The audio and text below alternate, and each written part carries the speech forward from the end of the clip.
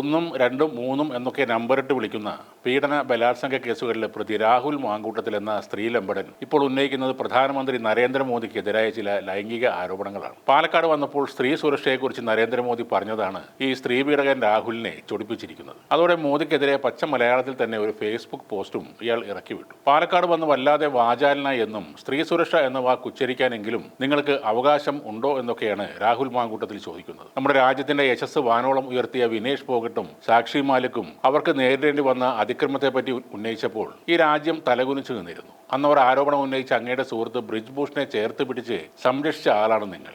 നിങ്ങൾക്ക് ധാർമ്മികതയെപ്പറ്റി പ്രസംഗിക്കാൻ അർഹതയില്ല എന്നൊക്കെയാണ് രാഹുൽ മാങ്കൂട്ടത്തിൽ പറയുന്നത്. പിന്നീട് രാഹുൽ എന്ന ഈ സ്ത്രീ പീഡകൻ പറയുന്നത് BJPയിലെ നേതാവും രാജ്യസഭാ മെമ്പറുമായിരുന്ന സുബ്രഹ്മണ്യം സ്വാമി മോദിയെപ്പറ്റി ഉന്നയിച്ച ആരോപണങ്ങളെക്കുറിച്ചാണ്. അതേപോലെ മോദി ഭക്ത ആയിരുന്ന, മോദിയെക്കുറിച്ച് പുസ്തകം വരെ എഴുതിയ എഴുത്തുകാരിയും ആക്ടിവിസ്റ്റുമായ മധു പൂർണിമ മോദിയെക്കുറിച്ച് പറഞ്ഞ ചില കാര്യങ്ങളും രാഹുൽ ചോദിക്കുന്നു. ഇതൊക്കെ പറയാൻ ദേശീയ മാധ്യമങ്ങൾക്കും ചില മലയാള മാധ്യമങ്ങൾക്കും പേടി കാണും.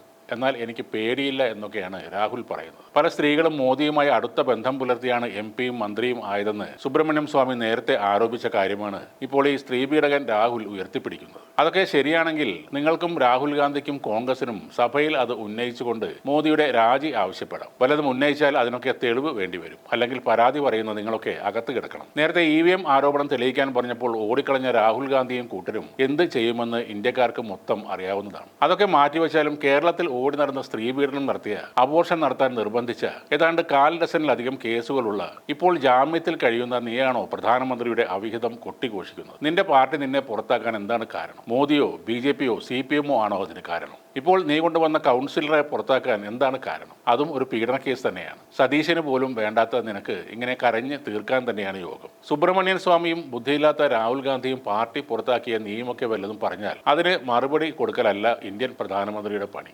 തെളിവുണ്ടെങ്കിൽ നിങ്ങൾ അതുമായി കോടതിയിൽ പോകണം. ഈ മാങ്കൂട്ടത്തിലിന്റെ ചാരിത്ര പ്രസംഗത്തിന് കൈയടിക്കാൻ കേരളത്തിലെ ലീഗുകാർ മുന്നിൽ തന്നെയുണ്ട്. അടുപ്പമുള്ള ഏത് പെണ്ണിനെയും ഗർഭിണിയാക്കി ഭ്രൂണഹത്യ ചെയ്താലും അത് തെറ്റല്ലെന്നും മോദിയെ വിമർശിച്ചാൽ അതാണ് മഹത്തരമെന്നും വിശ്വസിക്കുന്ന ലീഗുകാരുള്ളതാണ് ഈ മാങ്കൂട്ടത്തിലിന്റെ ഏറ്റവും വലിയ ബലം. പീഡനക്കേസിൽ ദിവസങ്ങളോളം ഒളിവിൽ കഴിഞ്ഞ് തിരികെ വരുന്നു. അപ്പോൾ അടുത്ത പീഡനക്കേസിൽ അകത്താകുന്നു. പിന്നീട് ജാമ്യത്തിലിറങ്ങി നിൽക്കുന്ന ഇയാളാണ് കേരളത്തിലെ സ്ത്രീ സുരക്ഷയ്ക്ക് വേണ്ടി വാദിക്കുന്നത്. പ്രധാനമന്ത്രി പലയിടത്തും സ്ത്രീ സുരക്ഷയെപ്പറ്റിയും നാരീശക്തിയെക്കുറിച്ചുമൊക്കെ പ്രസംഗിക്കാറുണ്ട്. പാലക്കാട് വന്ന് പുള്ളിക്കാരൻ സ്ത്രീ സുരക്ഷ എന്ന് പറഞ്ഞപ്പോൾ രാഹുൽ മാങ്കൂട്ടത്തിൽ വാസ്തവത്തിൽ ഒന്ന് പേടിച്ചുപോയി. അതാണ് സത്യം. നീ പറയുന്ന നരേന്ദ്രമോദി ഇപ്പോഴും ഇന്ത്യയുടെ പ്രധാനമന്ത്രിയാണ്. ഒരു കോടതിയിലും അദ്ദേഹത്തിനെതിരെ പീഡന കേസുകൾ ഒന്നും തന്നെയില്ല. നിന്റെ പേരിലാണെങ്കിൽ എത്ര കേസുകൾ ഉണ്ടെന്നോ ഇനി എത്ര കേസുകൾ വരുമെന്നോ നിനക്ക് പോലും അറിയാത്ത അവസ്ഥയാണുള്ളത്. അങ്ങനെയുള്ള ഒരുത്തനാണ് സുബ്രഹ്മണ്യം സ്വാമി പറഞ്ഞ കാര്യം പൊക്കിപ്പിടിച്ചിപ്പോൾ വരുന്നത്. ഇതേ സ്വാമി വർഷങ്ങൾക്ക് മുന്നേ പറഞ്ഞ പല കാര്യങ്ങളും കൂടെ ഒന്ന് അന്വേഷിച്ച് നോക്കുക. നിങ്ങളുടെ ദേശീയ നേതാക്കളുടെ കുടുംബത്തിന്റെ അടിത്തറ ഇളക്കുന്നതാണ് അയാൾ പറഞ്ഞ പല ആരോപണങ്ങളും. മാങ്കൂട്ടത്തിലിട്ട പോസ്റ്റിനെ